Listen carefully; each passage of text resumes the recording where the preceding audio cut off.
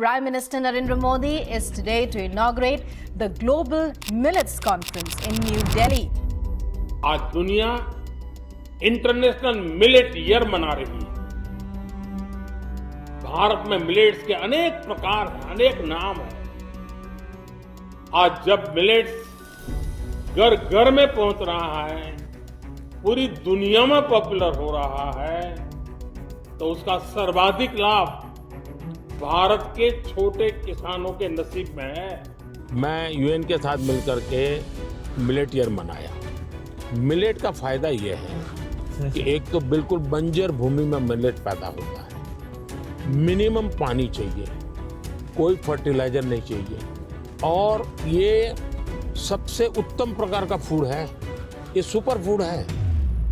Hi guys, welcome to OD.Podcast. This is the first time that I am speaking to you before the start of this episode. Now why? There are two reasons behind it. The first reason, that we got an opportunity to sit with and to speak with the Honorable Deputy CM of Odisha, Shri KV Singhdeo. He was very kind enough to give us his time. And the second reason, why?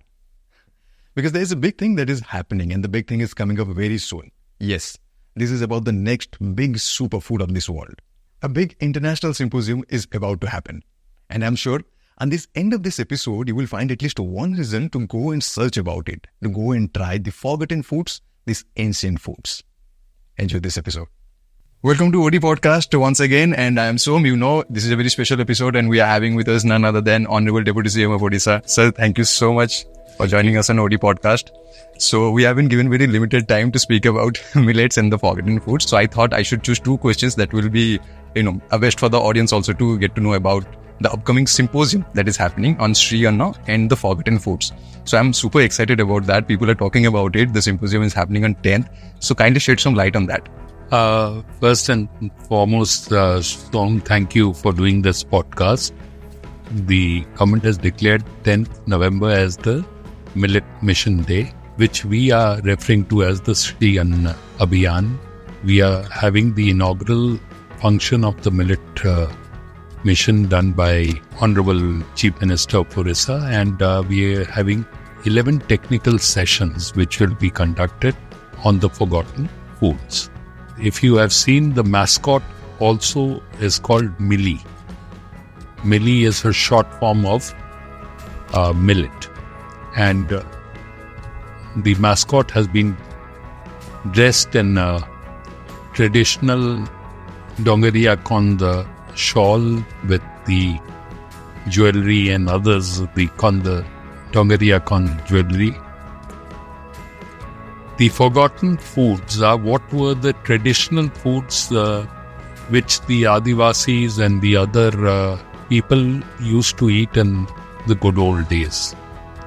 And over a period of time, if you see, even today, they continue to eat those food, whereas in the cities, we don't have that organic food which the tribals are eating in the villages. It is healthy, number one, for the consumer. It also allows you to eat fresh rather than eating stale food which is stored in your fridge and vegetables which are stored in your fridge. That all overall keeps the human more energetic in life, and that is what the tribals have taught us over the years. It is fertilizer free because it's organic.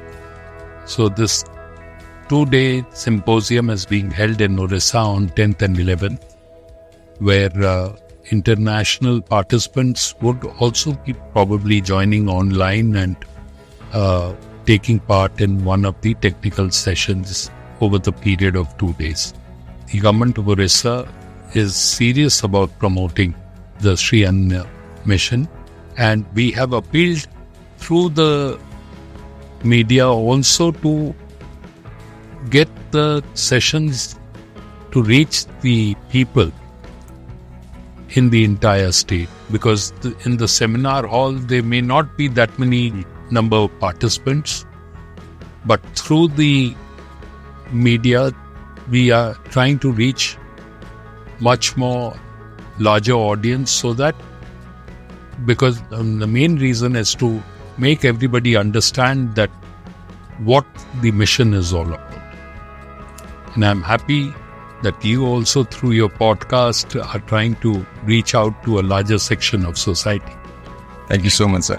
With that, I want to know one last question from you, that you mentioned about urban areas and how people are not as compared to the rural areas and not adapting to the millets. But right now, as you also mentioned, that it is slowly becoming the ancient food is becoming a trend again in the urban areas as well. So if one message you want to give to the younger generation, to the general public about the millet, then what would that be? See, if you were listening to what I was saying in the traditional method of cooking was in earthen pots. Even today, the Jagannath Mahaprabhu's prasad is cooked in earthen pots. It's healthy, hygienic. There's no excess water. And the food tastes, the Mahaprasad tastes out of the world. Instead of cooking everything under pressure meaning you are allowing the freshness of the vegetable to escape through the steam that is let out. Whereas when you cook it in an earthen pot, the freshness remains in the pot, it doesn't escape out. So the proteins that any vegetable or any other, even if it is non-veg, the protein content is arrested and kept within the cooked food, it doesn't escape. So people need to understand why we need to go in favor of millet and why we need to cook in the traditional manner. Today, I don't think even in the tribal areas also people have started using aluminium utensils.